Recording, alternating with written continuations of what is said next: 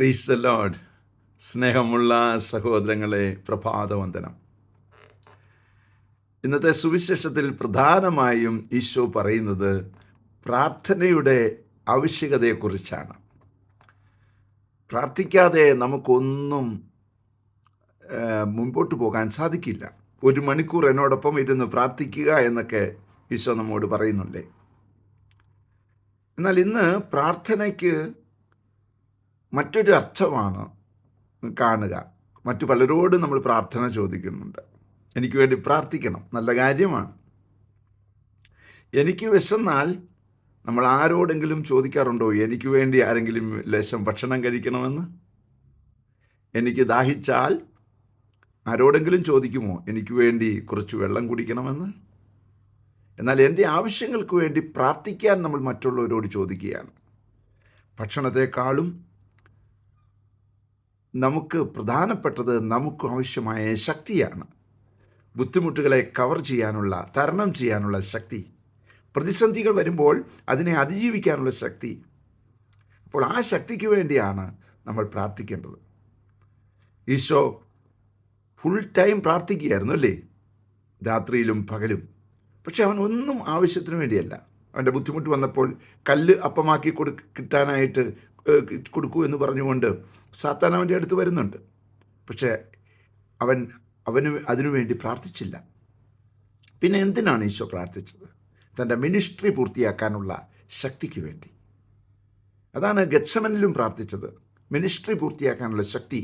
ഉന്നതത്തിൽ നിന്ന് ഒരു ശക്തി വന്ന് അവനെ ധരിപ്പിച്ചു എന്ന് ലൂക്കാ സുവിശേഷകൻ നമ്മോട് പറയുകയാണ്. അതുകൊണ്ട് പൊന്നു സഹോദരങ്ങളെ, നമുക്ക് പ്രാർത്ഥിക്കാം. നമ്മുടെ ആവശ്യത്തിന് വേണ്ടി പ്രാർത്ഥിക്കാം. നമ്മളെ ശക്തിപ്പെടുത്താനുള്ള ആ വലിയ കൃപയ്ക്ക് വേണ്ടി പ്രാർത്ഥിക്കാം. ഉന്നതത്തിൽ നിന്നുള്ള ശക്തി വന്ന് നമ്മെ ധരിപ്പിക്കട്ടെ. അങ്ങനെ പ്രതിസന്ധികളെ തരണം ചെയ്ത് മുന്നോട്ട് പോകുവാൻ ആവശ്യമായ കൃപ ലഭിക്കാൻ പ്രാർത്ഥിക്കുന്നു. പരിശുദ്ധ അമ്മയെ സഹായിക്കണേ. വിശുദ്ധ ഔസേപ്പിതാവേ, ഞങ്ങൾക്ക് വേണ്ടി പ്രാർത്ഥിക്കണേ. പരിശുദ്ധാത്മാവേ, എഴുന്നള്ളി വരണേ.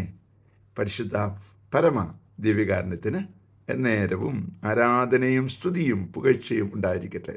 ആമേൻ. നമ്മുടെ കർത്താവായ യേശുക്രിസ്തുവിന്റെ കൃപയും പിതാവായ ദൈവത്തിന്റെ സ്നേഹവും പരിശുദ്ധാത്മാവിന്റെ സംസർഗവും സഹവാസവും സ്നേഹവും ശക്തിയും കൃപയും എല്ലാ അനുഗ്രഹങ്ങളും സമൃദ്ധമായി നിങ്ങൾ ഏവരോടും കൂടെ ഉണ്ടായിരിക്കട്ടെ, ഇപ്പോഴും എപ്പോഴും എന്നേക്കും. ആമേൻ. അഗ്നിയാൽ നിറയ്ക്കണമേ, അഭിഷേകമായി നിറയണമേ. അഗ്നിയാൽ അഭിഷേകം ചെയ്തന്നെ പുതുജീവനേ കിടണേ. അഗ്നിയാൽ നിറയ്ക്കണമേ, അഭിഷേകമായി നിറയണമേ. അഗ്നിയാൽ അഭിഷേകം ചെയ്തന്നെ പുതുജീവനേ കിടണേ.